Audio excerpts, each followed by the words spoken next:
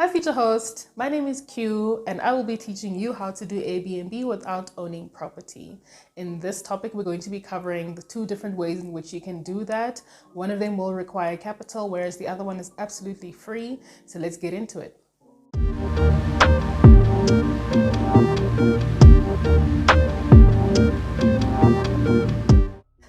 So the first option is what we call rental arbitrage. This is the one that does require capital. And what that is, very simply put, is where you're going to be renting out a space from a landlord, an agent, a developer, whoever it is.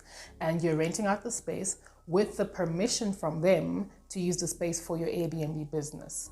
Now, like I mentioned earlier, this one does require capital, mainly because normal rental terms will still apply.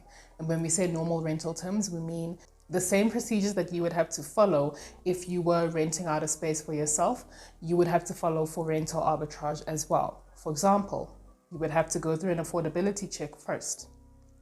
You will have to, if you do qualify, have to pay a deposit and the first month's rent. You will also have to furnish that space, which is where most of your capital would go to. And then you'd also be responsible for any of the running costs of having this Airbnb, namely buying supplies, paying for Wi-Fi, water, etc. Now, you can make quite a bit of money doing rental arbitrage. Oftentimes, our units will make twice the rent or 3 times the rent on a really good month. There have been times when we've been excellent and we've made 4 times the rental. So there is a lot of money that we can make from these apartments, but it is quite difficult to get into it.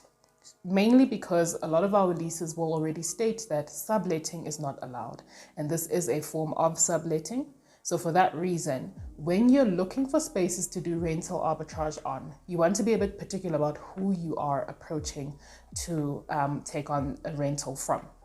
A lot of people think that there's a magic script that we have that we say to landlords and that's what gets us these properties, when in actual fact, there's only so many ways you can put it. You want to use the space for Airbnb purposes, you're open to renting it out, you promise to pay the rent on time every month, so on and so forth, right? It's not so much about what you're saying, it's about who you're saying it to. That's going to make the difference. So when we're looking for spaces to do rental arbitrage, we like to approach a certain type of landlord.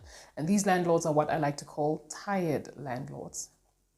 Now, who's a tired landlord? A tired landlord is someone who has obviously got a space and they're looking to lease it out, and they've listed their property on any sort of rental platform. Let's say here in South Africa, we've got Property 24, private property and the likes. So they are obviously looking for a tenant, and some of the telltale signs of a tired landlord are, firstly, that the listing will be managed by them. Instead of it going through an agent or any sort of company, it will say listed by owner. The second sign of a tired landlord will be for you to check how long the unit has been marked as available. If you notice that maybe right now we're in October and you see one that says available the 1st of June, that is a long time for a landlord to be sitting without a tenant. The property is not making any money at all. So these are the type of people that we like to approach. Now, when you spot this type of unit on your rental platform, what you want to do is set up a viewing with the owner for 2 main reasons. Firstly, you want to check out the space, see if it's going to be viable for your Airbnb business, checking if it's secure, is it safe, is it quiet enough, is the apartment ideal for Airbnb, just doing your normal checks. But more importantly, you want to go there and have a discussion with this owner. You want to ask them a number of questions that are going to tell you whether they are or are not indeed a tired landlord.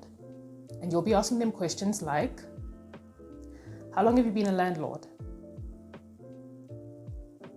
How are you finding being a landlord? What are some of the challenges that you're facing as a landlord? When last did you have a tenant? How long did that tenant stay? And any similar questions that you can come up with that will help you understand where this person currently stands as a landlord. You will know that they are a tired landlord by the tone of their responses. If they're complaining quite a bit, if they're quite negative, this tells you that this person probably is a tired landlord.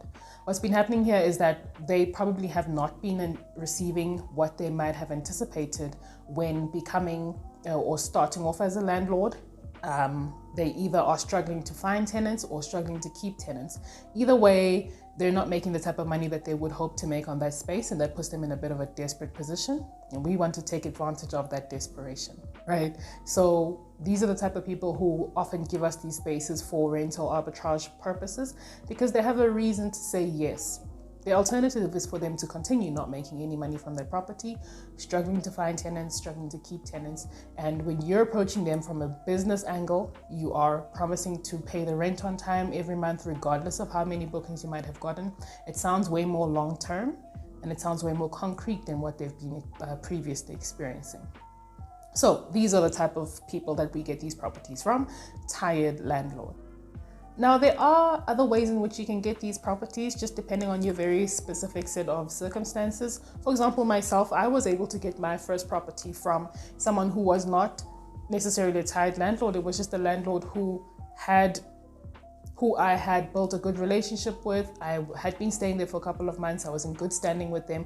They trusted me enough to say, you can use your property, your own apartment, as an Airbnb, which is exactly what I did. I was living in the space, but I was using it for Airbnb purposes. And whenever I got a guest, I would leave. And when a guest left, I would come back to the space. So that is an option as well. Then you get people who have been able to get spaces from people who aren't necessarily tired landlords, just because they were able to offer the landlord some sort of an incentive. Say, for example, 6 months rent up front. Or I know a guy who paid 2 years rent up front to get the property for Airbnb purposes. So whatever means you are able to use, I definitely recommend you doing that. But I would say that the more common one has been getting spaces from tired landlords. Now, something that I mentioned earlier on that is very important is that you have to pay the rent on that property every month, regardless of how many bookings you might have gotten.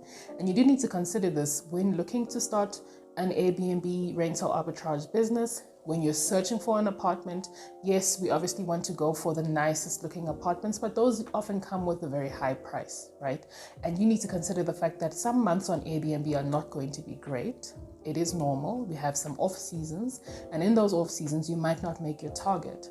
Are you comfortable paying X amount out of your own pocket to go towards the rent of that property, knowing that you didn't make that from your bookings, right? So just remember that point. Look into what are you comfortable paying out of your own pocket, if it's for 1 month or if it's 3 months in a row, for example. It can happen. All right. And then the last point about rental arbitrage is making sure that you get it in writing. The agreement that you have now with your landlord needs to be in writing in the form of a letter or in the form of a contract, which is a better option.